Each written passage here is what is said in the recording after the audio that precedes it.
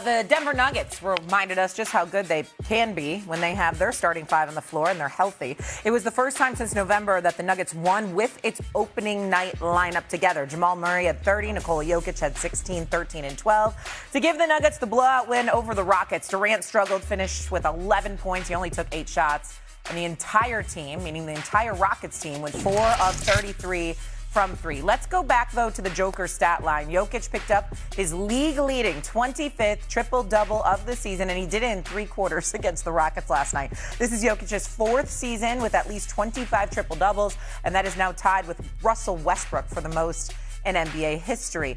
Vincent Goodwill now joins us here. I see your Jordans in the background. Okay, Vince. Did last night say more about Houston and their issues or Denver and the way they can be dominant? Vince, what do you think? Look, I have my concerns about the Houston Rockets, but I think Denver, for the reasons that you pointed out, Shay, the first time they've had their starting five in a game that they've won since November.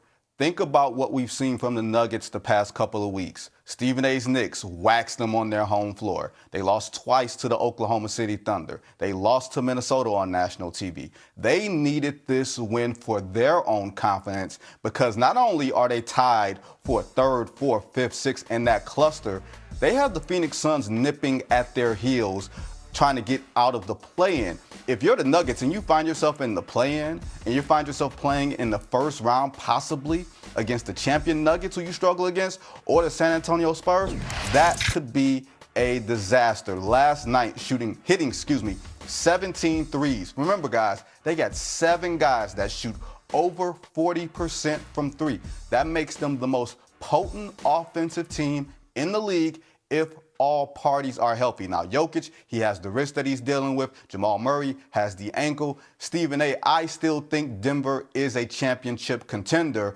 I just need to see them play a lot more because the regular season is ending and it's ending rather quickly. And Stephen A, I've just got a quick question for you.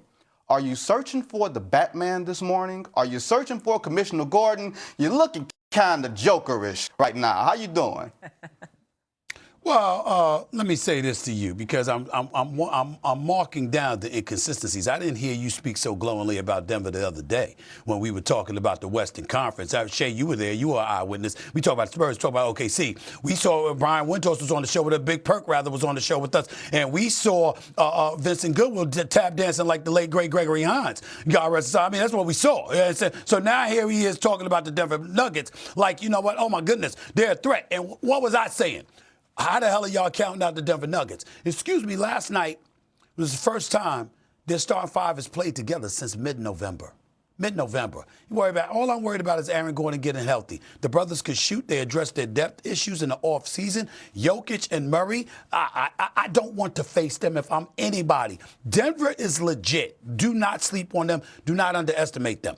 But to answer this question directly, did this result say more about the Rockets than the Nuggets? Yo, Vinny, I'm going to go with the Rockets on this one. 4-33 from three-point range, really? That's what we're doing? That's what we're doing, Houston Rockets? 4-33. 4 of 33. That's 12%. What the hell is that about? Now, I don't care about Kevin Durant's 11 points. He's KD. Listen, hey, the brother's entitled to an off night. We all have off nights, okay? The brother's entitled. Where the rest of y'all at?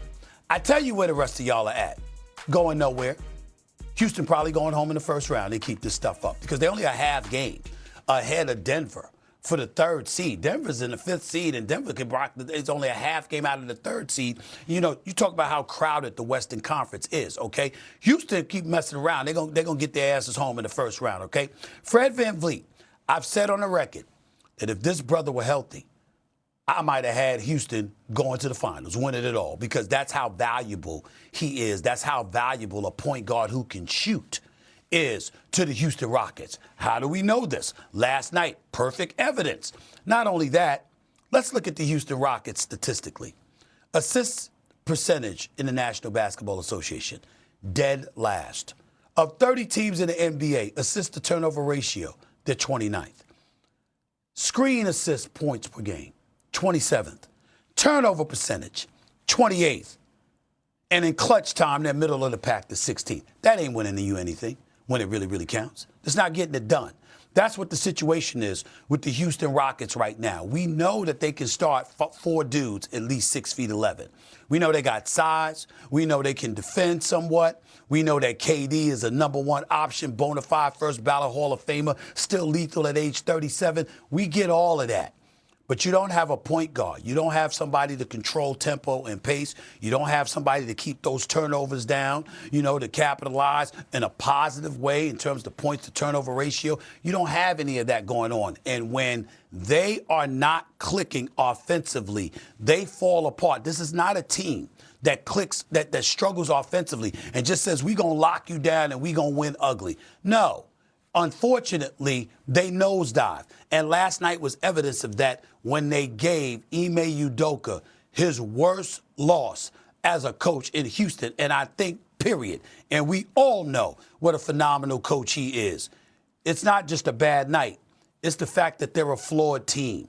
And as the season progresses and the playoffs approach, we're witnessing that. Yeah, and I think we're not accustomed to not seeing Kevin Durant take over a game like this. He really struggled in this one and just felt like he had absolutely no answers. You could see the frustration on He had no help. He had no help. Mostly because he had no help, but also he just didn't have it himself either. All right, Vince, we'll see you a little bit later on. Coming up here on First Take, Bam scored 83. We also got to see last night. I don't know what's going on, Houston. 129-93 is your final in favor of Denver. Jamal Murray with 30, 4 assists. Jokic, 16, 13, 12, 5 steals. Yes, sir. Christian Brown with 19. Amen Thompson finished with 16, 5, and 4. These two teams, I think inconsistent is about the best word that you could use to describe both of them since the All-Star break. I don't know about Houston, Boogie. I'm still trying to figure out what's going on there. Even though they've been inconsistent, though, do you look at Denver and still feel a little bit of like, you know what, once the playoffs start, they'll be steady? I still have faith.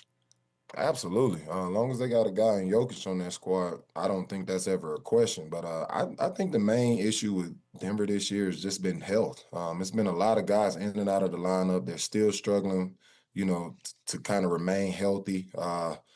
Also, they made that big all-season move with trading Michael Porter Jr., and they're not really getting the production or what they expected from, Cameron Johnson. I believe his name's Cameron Johnson. Yeah. Johnson. With that being said, I think the missing piece of MPJ was a really big hole for them, and missing that offense, missing that chemistry and that camaraderie. On paper, it seemed like a good move at the time because they got a lot of pieces back. They were able to kind of fill out their bench as well, but just that starting 4 spot with Cameron Johnson, it hasn't reached the potential that they thought it would. And I would also just throw health in there.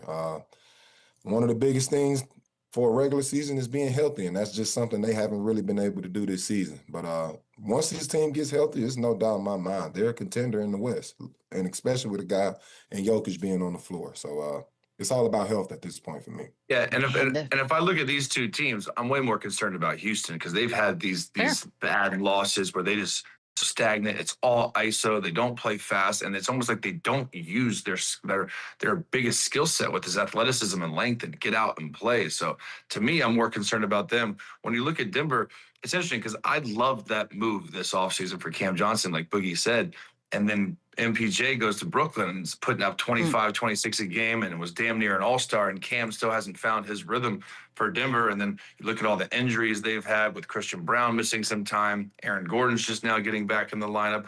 They did find something with Peyton Watson while those guys were out. Now he's out, so they haven't been really whole this whole season. Jamal Murray obviously is a first-time all-star, and Jokic is doing what Jokic does. But when this team is fully healthy and complete, I do still think they're a contender and a real threat to get out of the West. And I think they are obviously the biggest challenges for those young OKC and San Antonio teams to get to the finals again. So I think they're going to be fine. I think their bench, I think, Hardaway's been a good pickup. Hardaway's almost done what I thought Cam Johnson was going to be doing for them in a way with providing shooting. They get Bruce Brown back, who was a huge piece of that championship team. So I do think the Nuggets will be just fine. And we haven't really seen them fully healthy yet. Which is terrifying, by the way. And Lou, the 3, 4, 5, 6 situation is a hot, beautiful mess. When you look at that, do you look at Denver and think, yeah, they're probably still the top 3 here, despite whatever this looks like? I got to take it for face value. You know, they're a team that's trying to figure it out. That was a good win last night, but they've had their inconsistencies, like the guys just mentioned. 7-10 over their last 17 games. I think, you know, Cam Johnson, he hasn't quite replaced MPJ as we thought he would, but he's been decent, you know, averaging like 11 points a game, this and that.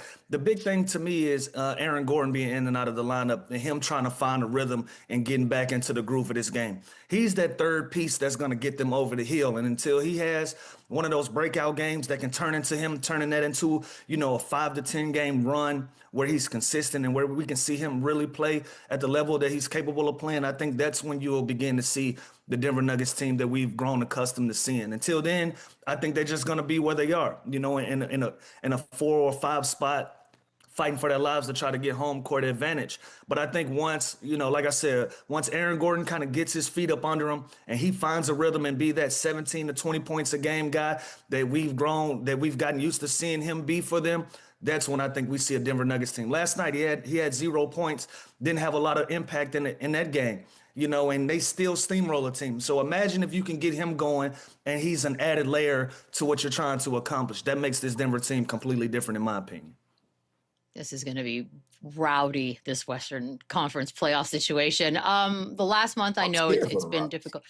I really, like, when you look at it, even with the Nuggets sitting there lower, it's just going to be rough. Like, whoever gets whoever, this is going to be a tough battle, Boogie. How hard is this part of the Rockets season? Team, though. Well, what's wrong? Like, what is the Rockets, deal? regardless, are going to have a really tough first-round matchup. I just don't No matter understand what. how you spend this whole season, you know, you lose Fred VanVleet in the offseason, coming into the season, and you know how valuable that guy is to this team. And you have all this time realizing how inconsistent your team has been all year, and you still don't make a play for some sort of a veteran PG. Like, that's literally all this team is missing.